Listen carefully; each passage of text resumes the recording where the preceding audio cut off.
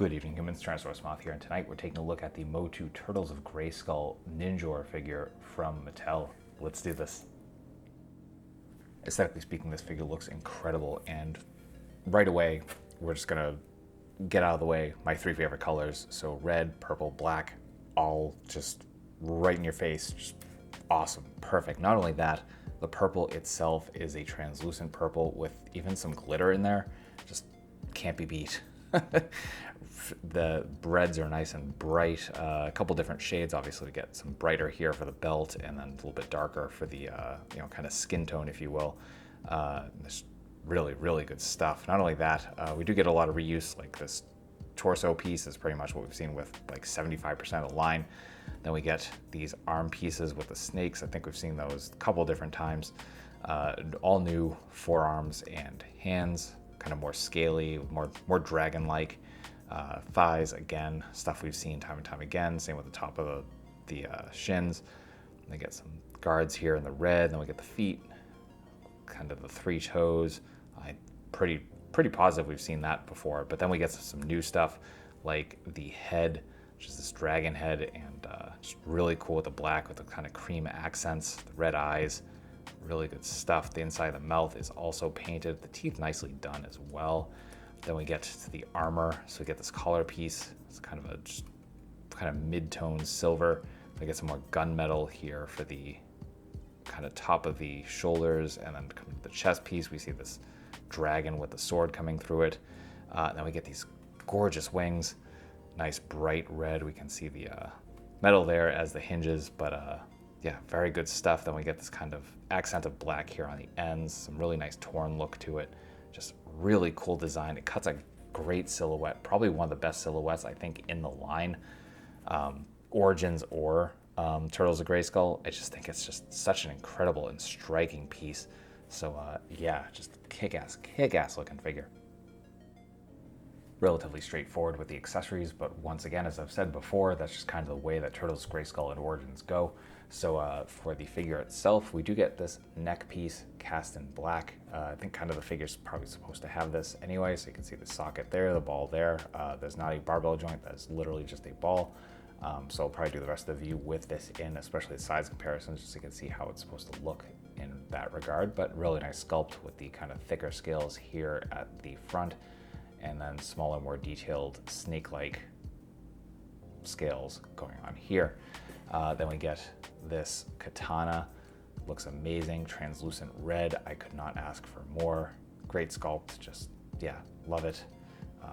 Fantastic. No notes. And then finally, of course, we get the mini comic. This is Blood of the Dragon, and again, as we've seen with these time and time again, just kind of fills in the story for the figure that is included.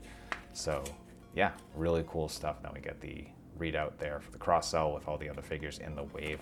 So that will do it for accessories. Articulation balance here are awesome. There is some assistance going on here. I do have them resting on the wings. However, this is more or less what we have come to expect from MOTU Origins. It's the same scheme. So yeah, getting into it, we do have again that ball joint at the head for the base of the head, and with the neck we are kind of running into it, so we don't really get any up, not a ton of down.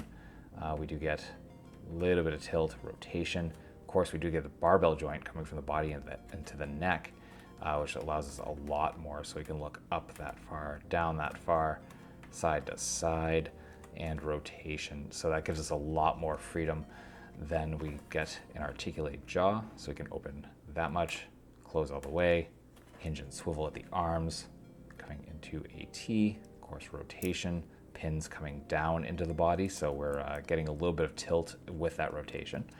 We do get single jointed elbows coming to just about 90, rotation there as well, hinge and swivel, all horizontal for the hinge.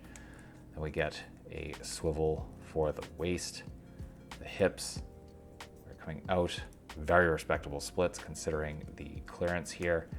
Front kick, not even close to 90, but it is what it is. We get single jointed knees, bringing us to 90. We get rotation there as well. We get rotation here at the top of the boot. Then we get some hinge down, so there's our point, and a little bit of forward, and we get some really, really nice rocker as well. Finally, we do get the wings. So those hinge here at the connection point, and then you can see these metal studs. Those allow us to unfurl there. So it can go a lot of places. The only thing this is missing really is a hinge to kind of come out, but other than that, still really good. So that will do it for articulation. Getting into size comparisons, here is with some MOTU origins, with some domestics, with some imports, with some monsters. Finally, with yours truly in human form in both 1/18 and a 1/12 scale.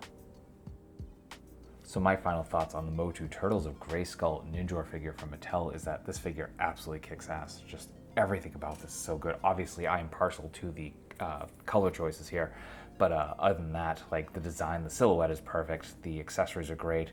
It's just a fantastic figure, one of the best in the line, I think, which is saying a lot, especially because the Turtles of Grayskull in particular, I think has had some really just awesome updates and kind of mashes. I'm not huge on culture mashing. I think that got old a while ago, but this is a case where they're just taking elements of each and kind of really going with it. It feels like they're kind of giving some creative freedom to some people who probably should have that. So cannot recommend it enough. Just some really, really fun stuff going on here. And yeah, if you're a fan of Ninjor, if you're just collecting this line, if this design appeals to you in any way, do not sleep on this. Fantastic figure, just great stuff.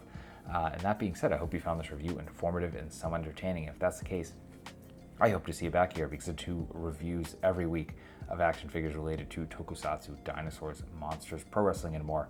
So if anything that appeals to you, come on back. Let's just escape the world, talk about some really nice plastic, and really at the end of the day, I just hope you're well. I hope that all of your toy dreams come true, and most importantly, I hope that you and yours stay weird, simians.